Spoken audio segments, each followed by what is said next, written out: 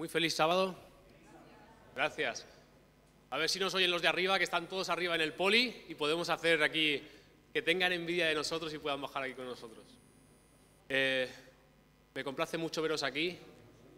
Pensábamos que iba a haber aún menos gente, porque ayer por la noche arriba en el poli ya había cantidad de jóvenes y cantidad de gente de la iglesia arriba. Así que sentiros como en casa, sentiros bienvenidos. Y para empezar me gustaría que cantáramos con fuerza el primer himno, que se titula Con gozo canto al Señor. Así que cantemos con gozo.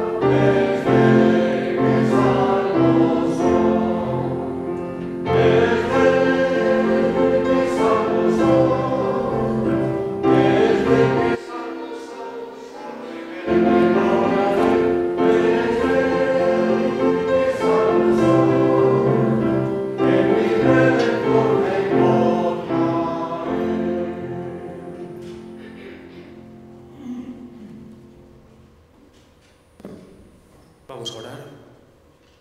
Señor y Padre que estás en los cielos, te damos gracias por un día más de vida, un día en el que nos podemos despertar con ese gozo de saber que salvos somos, y a partir de ahí lo único que tenemos que hacer es disfrutar, glorificarte, darte gracias y entregarnos a ti, porque tú te has hecho todo el trabajo. Simplemente tenemos que ser humildes y venir ante ti y dedicar nuestras vidas a ti. Gracias por la oportunidad de servirte, la oportunidad de alabarte, con cada una de las personas que están aquí reunidas, para que puedan sentirte cerca y que a través de Miguel Ángel esta mañana puedan recibir el mensaje que tú tienes preparado para ellos. Te lo pedimos todo en el nombre de Jesús. Amén.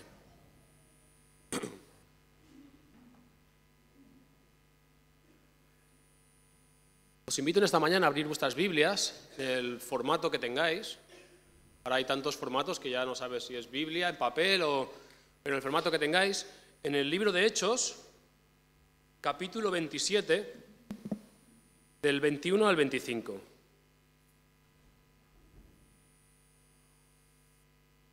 Hechos 27, del 21 al 25.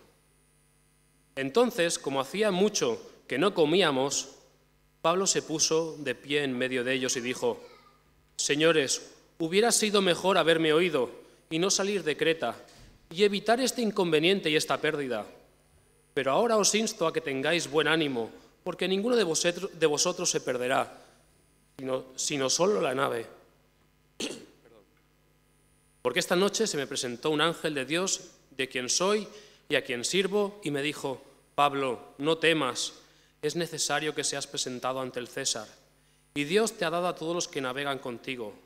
Por tanto, tened buen ánimo, porque yo confío en Dios, que será así como ha dicho.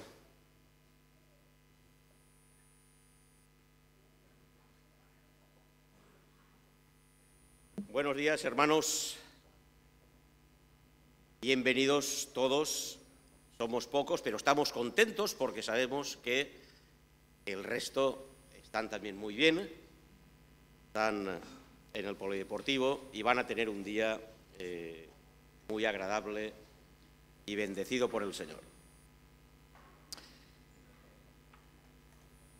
Los versículos que acaba de leer el anciano Carles forman parte de uno de los relatos del Nuevo Testamento que a mí más me gustan y que atraen muchas veces mi atención. Y no es ni más ni menos que el relato de a bordo con el que concluye el libro de los Hechos de los Apóstoles.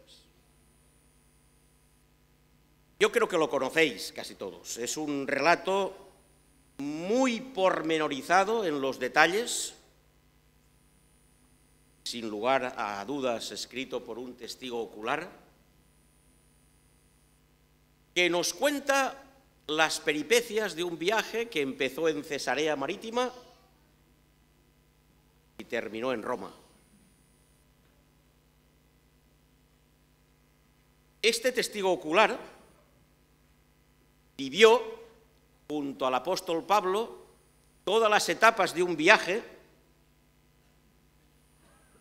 Yo creo que incluso hoy en día nos apasiona. Al menos yo creo que todos los lectores se sienten atraídos por él.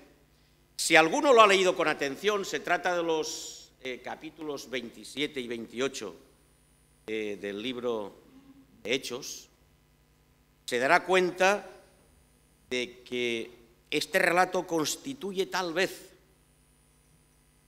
un documento sobre los métodos antiguos de navegación que nos ha legado la antigüedad. Pero no vamos a entrar en métodos de navegación, porque aquí lo que se trata es de exponer la palabra. Lo cierto es que combinando el autor el color con la sobriedad,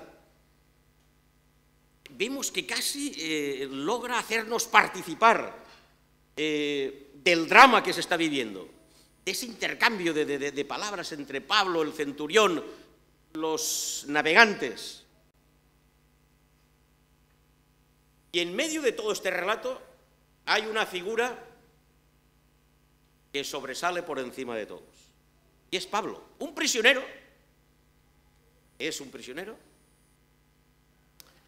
al que al principio nadie hace caso. De hecho, él da recomendaciones, lo acabamos de leer, no son tenidas en cuenta. Pero que poco a poco se convierte en un jefe al que todos obedecen. ¿Y por qué? Pues porque Pablo es el único que en medio de aquel pánico general consigue mantenerse sereno. Y porque es el único quien, a pesar del desastre del naufragio, consigue comunicar a los demás su ánimo nacido de una fe inquebrantable. En esta mañana yo no voy a detenerme en tratar todos los detalles del relato. Valdría la pena, porque nos ocuparía mucho tiempo, pero me detendré en aquellos pasajes que para mí tienen un mayor relieve. Y además yo creo que todos conocéis más o menos el relato, que os suena. Pablo había apelado a César, de ciudadano romano.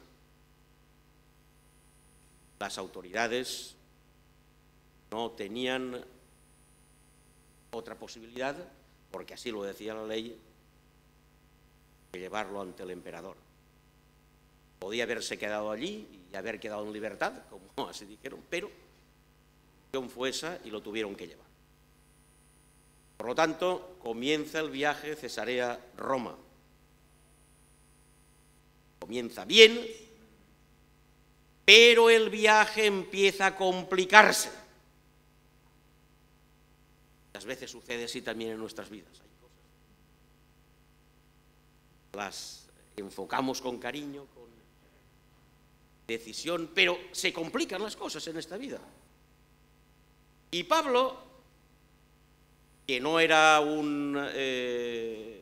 no se dedicaba a la navegación, hace llegar a los responsables de la nave ciertas observaciones.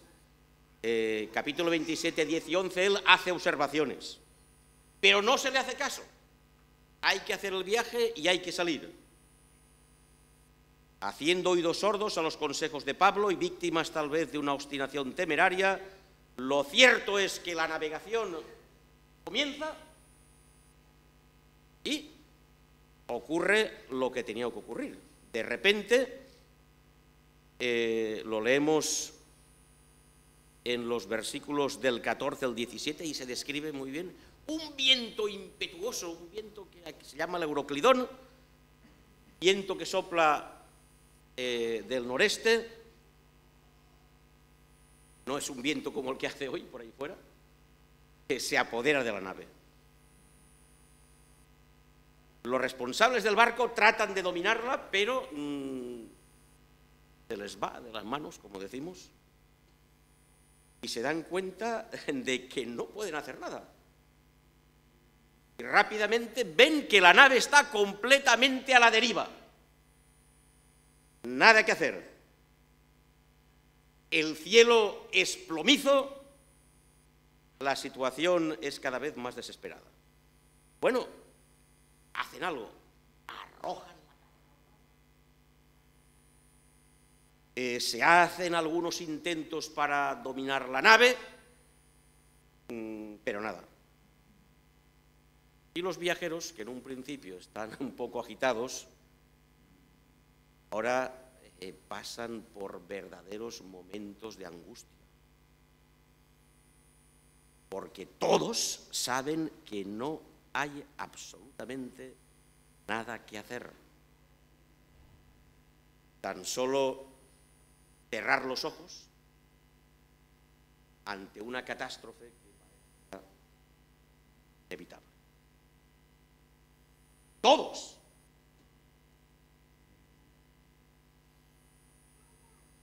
Porque en ese momento un hombre de Dios rompe el silencio. Entre aquellos 275 desdichados que nos cuenta el texto que viajaban en aquella nave, aplastados por un oscuro destino, cautivos de una implacable fatalidad, el apóstol se levanta después de una noche de angustia. Después de una noche de angustia, pero también de oración. Y en el versículo 24 leemos que dice: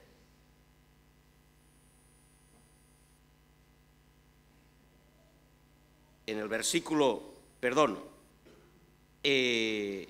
22 dice, ahora os exhorto a tener buen ánimo, pues no habrá ninguna pérdida de vida entre nosotros. Y a continuación, él le dice: Pablo, no temas, porque es necesario que comparezcas ante César. Y he aquí que el Señor te ha concedido también a todos los que navegan contigo. Pablo, no temas. No te preocupes. Y para mí, hermanos, esta frase es la clave de todo el relato. Porque ¿quién de entre nosotros no puede decir, o puede decir, mejor dicho, que no necesita frases de ánimo como esta? Yo no sé cuántos de vosotros habéis pasado alguna vez por algún naufragio como el que pasó Pablo. Probablemente ninguno. Porque cuando esto ocurre, la verdad es que es difícil contarlo.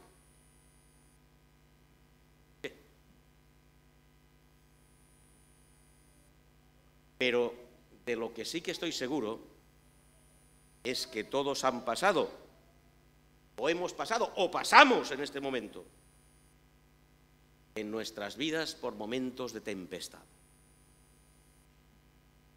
Hay peligros que se presentan repentinamente ante nosotros.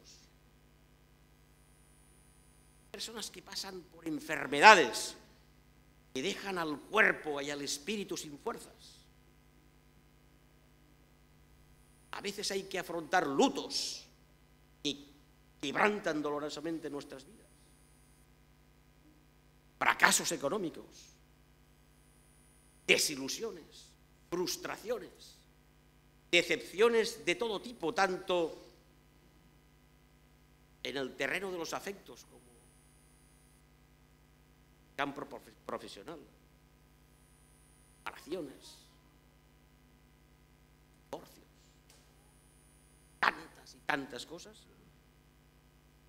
A veces vivimos tan angustiados que hay cosas que nos preocupan, y nos preocupan porque no sabemos muy bien cómo darle solución. Esta es la preocupación. Miedo al futuro, porque no sabemos lo que nos va a deparar. Miedo de no estar a la altura de la responsabilidad que pasa de todo. A veces pasamos por momentos en que nuestra situación personal podría ser semejante a la que pasaba Pablo y los compañeros de viaje. En el versículo 20 se dice que no había ni sol ni estrellas en el firmamento, es decir, ninguna esperanza, nada.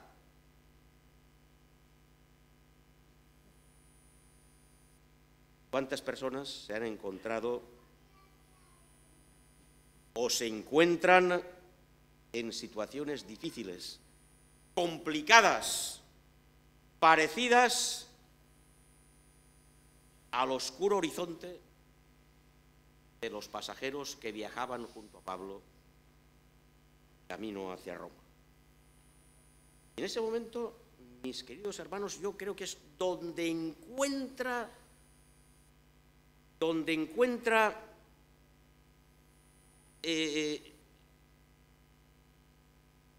la expresión su validez. No temas. No temas es donde adquiere importancia aquí. El Señor le dice, Pablo, no temas. O te dice aquí, querido hermano, no temas. Querida hermana, no temas. Ya de estas palabras son una respuesta. Son palabras de respuesta a una espera. Estas palabras son las palabras de respuesta a una oración que sin duda Pablo ya había, o a muchas oraciones que él había elevado al cielo. Esa respuesta Dios siempre la da, a todos, llámese Abraham, Josué, Ezequiel, Jeremías, Juan o Pedro. Dios nos conoce a todos por sus nombres, Dios se manifiesta y protege a los suyos. Dios conoce los pesares, jamás es insensible su oración. Sin duda Pablo conocía las palabras, Salmo 27. Jehová es mi luz. ¿De quién temeré? No había estrellas en el firmamento. Jehová es mi luz, salvación. ¿De quién temeré? Jehová es la fortaleza de mi vida. ¿De quién he de atemorizar? Pablo conocía esta promesa y confiaba plenamente en ella. Y esa promesa asegura que todo el universo está sometido al gobierno de Dios. y un Dios que vela constantemente sobre todos aquellos que le invocan. Cercano está Jehová, ¿conocéis el versículo? Todos aquellos que lo invocan, que le invocan de verdad, como es el caso de Pablo. No cabe duda que en la vida del apóstol Pablo, ese encuentro con el Dios de la liberación ya se había hecho realidad en la visión que tuvo en el camino. Pablo comprendió en ese momento que todo el poder de Dios está al servicio de un amor inmenso. Y ese amor tomó el rostro de Jesús de Nazaret. Pablo está convencido de que el mal, la falta de esperanza, incluso la muerte, pueden ser vencidos. La humana. Porque él sabe que Jesús no entregó su vida en vano. Él se hizo solidario del hombre hasta el punto de que ninguno de nuestros pesares escapa a su comprensión infinita. Veis el final de Romanos 8. ¿Quién nos separará del amor de Cristo? Ni las alturas, ni los abismos, nada del mundo pueden separar al verdadero creyente de la seguridad de que es un hijo de Dios. Y hoy la tempestad se ha desencadenado. Pablo se acoge, se refugia en la oración. Sobre esa nave frágil y desamparada, Pablo se acoge totalmente a su fe. Alguien, y él lo sabe, es más fuerte que las olas furiosas. Y a pesar del aparente triunfo de la noche, él sabe que alguien será la estrella de la mañana. No temas, Pablo, pero es que le da la razón. Ahora, ¿por qué no tiene que temer? Y esto nos sorprende. Porque es necesario que tú comparezcas.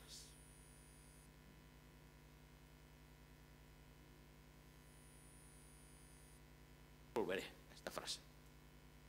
No temas, mira, porque tú tienes una misión importante que cumplir. Porque tú eres importante para mí. No, y yo te necesito, no te voy a dejar. Muchas veces, cuando nos sentimos desanimados, ¿no es cierto que aparecen nuevos bríos, nuevas fuerzas? Cuando tenemos delante de nosotros un objetivo, una tarea que realizar. Y eso es extraordinario, hermanos. No importa la situación en que estemos. Lo importante es saber, hermanos, que tú puedes ser útil, que el Señor te necesita en tu obra, en su obra. Y Él nos dice, yo te necesito como instrumento de la obra de salvación que yo hago para todos los hombres. ¡Qué privilegio! El de ser integrados como obreros en la obra de Dios. Y qué maravilloso es cuando Dios nos levanta de nuestra miseria, nos catapulta de nuevo hacia la vida, haciéndonos mensajeros.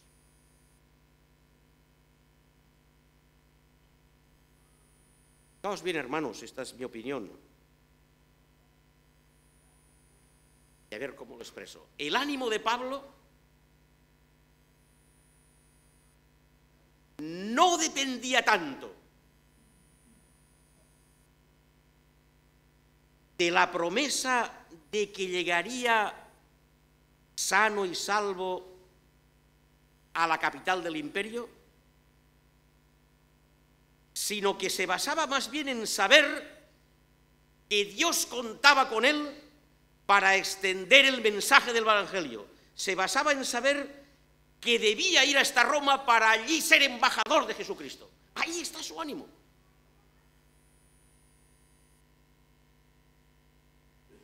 No le importa tanto el salvar la vida como el que Dios le dice que lo quiere para ser un embajador del Evangelio. Que a él le da fuerza. Esta convicción es lo que le da al apóstol Pablo en este momento un vigor, una fuerza extraordinaria. Y en medio de la tormenta, Pablo se levanta contra el derrotismo que le rodea. Dirigiéndose a sus compañeros que estaban paralizados por la angustia, Pablo les exhorta a comer. Cuando uno se va a morir, dice, ¿para qué voy a comer? Comed. Exhorta a comer y les comunica su absoluta certeza de que ninguno de ellos va a perecer.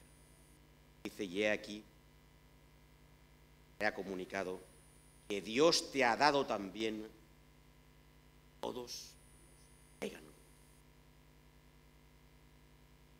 Volveré también. Ya del historiador griego Plutarco, vida obras paralelas, en la que compara personajes de Roma y de Grecia.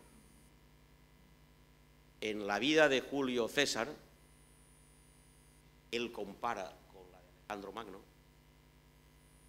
aspectos. Cuenta que un día Julio César, de genio militar y político, se embarcó de incógnito, sin que lo conocieran los soldados, iban en la nave, para ir a buscar refuerzos al otro lado del mar Adriático, Liria, parte del Adriático. De repente sobrevino una gran tempestad e inmediatamente el jefe de los remeros dio orden de hacer marcha atrás, de no ir más hacia el peligro. Entonces, César se dio a conocer, yo soy el general Julio César, le dijo el piloto, amigo mío, continúa tu ruta y no temas, porque en el barco tú llevas a César y a su fortuna. César y su fortuna. ¿Qué diferencia, hermano, entre esta frase, la que pronunció el apóstol Pablo? La analogía entre estos dos relatos es evidente. El relato de Plutarco ocurrió antes, años antes, que el de Pablo. Pero entre la actitud del apóstol Pablo y la del fundador del Imperio Romano, yo creo que media un abismo. Porque por un lado vemos que Pablo tiene confianza porque se siente en las manos de Dios, objeto de su amor, pero también de una vocación que sobrepasa su persona y que él quiere llevar lo más lejos posible. Él quiere predicar el Evangelio en Roma. Por parte de Julio César vemos aquí la ambición desmesurada de un genio que solo cree en su fortuna. Expresión esta quizá asociada a una creencia astrológica. En el caso de Pablo vemos una conducta fraternal. Dios te ha dado unos compañeros de viaje. Por lo tanto, debes ser solidario con ellos, debes animarles. En el caso de César, solo observamos el dinamismo personal de un hombre que solo busca subyugar, deslumbrar a aquellos que le rodean. Por un lado vemos que la autoridad de Pablo se basa en el amor al prójimo. Parte de César vemos una autoridad que se inspira únicamente en la metodología del superhombre. Sin embargo, Plutarco concluye la anécdota o la historia diciendo que después de haber hecho una serie de infructuosos esfuerzos, la nave en la que viajaba Julio César no pudo continuar navegando y finalmente.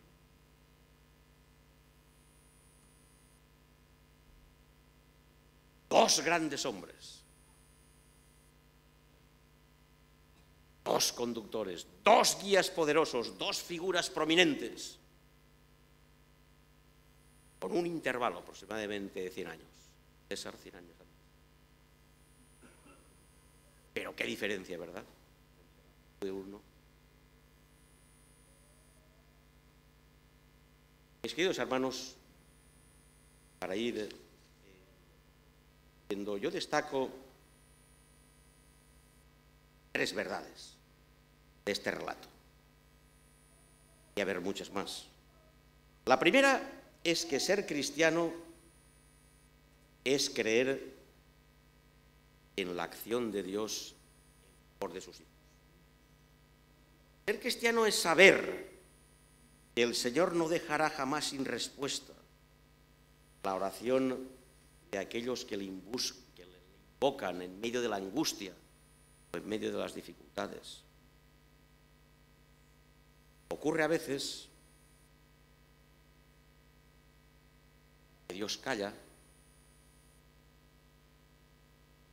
el silencio de Dios es prolongado, la respuesta no se produce lo pronto que nosotros desearemos o de la manera que nosotros deseamos.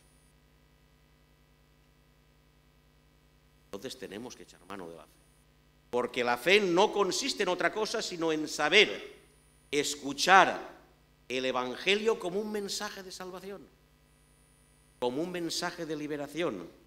Pase lo que pase, yo tengo que tener claro que por encima de todo soy un hijo de Dios, que su poder infinito no permitirá nunca mi derrota bajo los pies de las fuerzas de la destrucción. Y el Espíritu Santo, como estamos estudiando este trimestre, nos ayuda a luchar y quiere y puede asociarme a la victoria de Jesús, la cruz. Segunda verdad, a todos aquellos a los que Dios nos reanima, entre comillas, por decirlo de alguna manera, Dios nos asigna un objetivo. Recordad el versículo, porque vas a salvar, no temas, porque es necesario que comparezcas ante el César. Este es el objetivo. Sí, hermanos, sí, Dios nos ayuda. Somos incorporados a un movimiento espiritual que no tiene otra misión que el de manifestar el amor de Dios por la humanidad. Tal, silencioso, con presencia, con risa, con nuestro apoyo. Yo tengo un puesto reservado en ese gran ejército de aquellos que son llamados a dar a conocer al mundo la verdad de Jesucristo. ¿Por qué Dios nos devuelve la luz y la esperanza? Pues sencillamente para que nosotros, a su vez, también animemos a otros compañeros de travesía, a ese prójimo en el verdadero sentido de la palabra, aquellos que llevan cargas de tristeza y ansiedad, aquellos que sufren, aquellos que pasan por dificultades, aquellos que están enfermos. Y no es casualidad, hermanos, sino muy significativo que el apóstol Pablo no fuera el único que se salvara de aquel gran naufragio. Él se salvó junto a 275 compañeros. Queridos hermanos, tengamos esto claro, nosotros no hemos sido creados solos. Y tampoco nos vamos a salvar solos.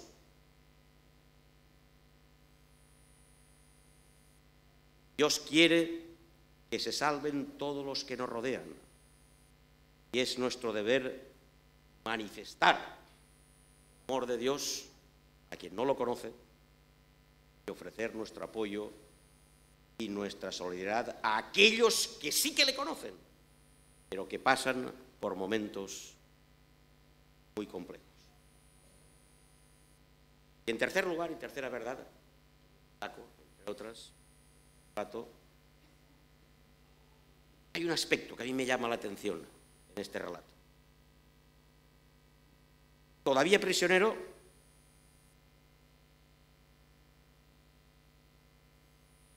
el barco finalmente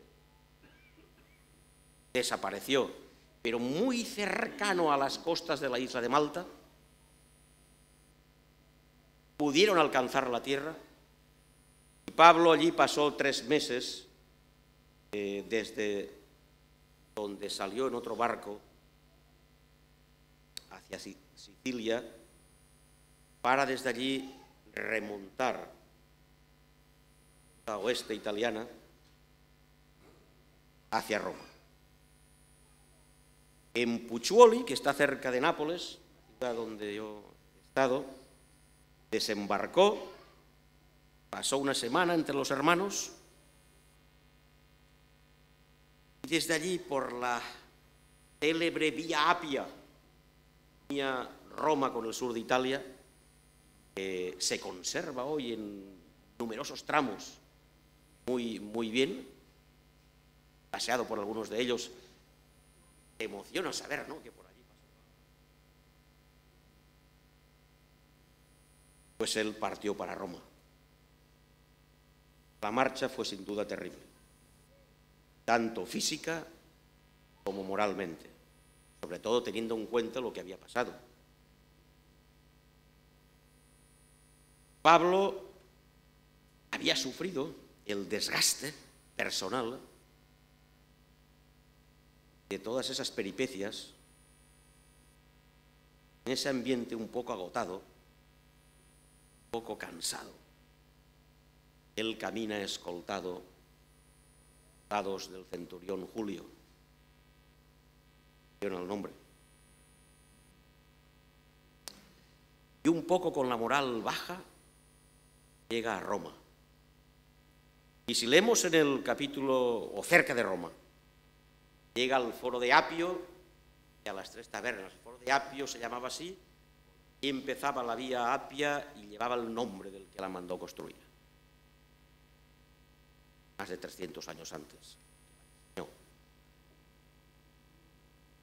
Dice que desde Puccioli, dice, habiendo hallado algunos hermanos, nos rogaron que nos quedásemos con ellos 7 días, una semana, y luego fuimos a Roma. De donde, oyendo de nosotros los hermanos, salieron a recibirnos hasta el foro de Apio, las 3 tabernas. Y al verlos, Pablo dio gracias a Dios, y el texto dice que cobró ánimo.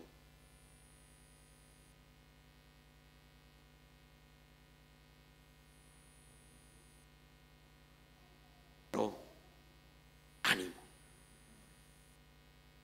Y esta palabra, que solo aparece una vez en todo el Nuevo Testamento, no es la misma cuando Él nos dijo, tened buen ánimo. Una palabra que significa seguridad, resolución, determinación, decisión. Pablo se levanta de nuevo. Está caído, pero se levanta. Lástima, el texto solo traduce, la Reina Valera, cobró ánimo. ¿Os habéis parado a pensar, hermanos, en esta frase tan conmovedora? Pablo, el gran viajero infatigable, que tantas veces se mostró sembrador de ánimo y de esperanza. Pablo, aquel apóstol cuya palabra y ejemplo bien devuelto la confianza a los pasajeros de aquel barco a la deriva. En este momento, él siente la necesidad de ser reconfortado. Él sabe que en Roma le espera una batalla dura y difícil. Y el ánimo, fijaos bien, llega a Pablo mediante la cordial y amable. Unos cristianos anónimos, que unos hermanos anónimos, porque no vieron saliendo cuando él llegó a Roma. Pablo recobra la fuerza, recobra el ánimo por el auténtico amor fraternal que le dispensan a aquellos anónimos y humildes cristianos. Fueron a decirle, no dice, ni siquiera dice que le dijeron nada, simplemente que al verlos. Mis queridos hermanos, la Iglesia de Cristo está hoy aquí, como lo estaba en Antioquía, como lo estaba en Éfeso, está en Filipinas o como lo está en Sagunto. La Iglesia es y debe de ser esa familia sobrenatural en donde llevar las cargas de unos a otros, en donde nos damos ánimo unos a otros y en donde la intercesión mutua no es simplemente una frase, sino una realidad. Mi querido hermano y hermana que me escuchas, si alguna vez pasas por momentos difíciles,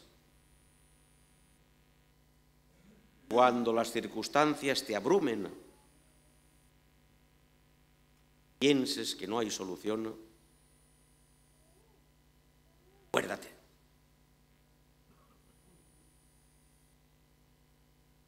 Acuérdate de que Dios es un Dios de amor, que quiere y que solo desea tu bien. Pero tampoco olvides de que tú también tienes personas a tu lado, tienes el deber de sostenerlos y que tienes el deber de predicar a Jesús. No importa si eres humilde. Pablo recibió el consuelo de aquellos humildes hermanos de Roma que salieron a recibirlo. Es que fueron los hermanos en esta ocasión los que llevaron el ánimo a Pablo. Esta frase me conmueve mucho. Queridos hermanos, que Dios pues nos ayude en nuestras vidas a confiar plenamente en Él y a compartir con los demás nuestra fe y amor fraternal. Es mi deseo y oración esta mañana para todos vosotros.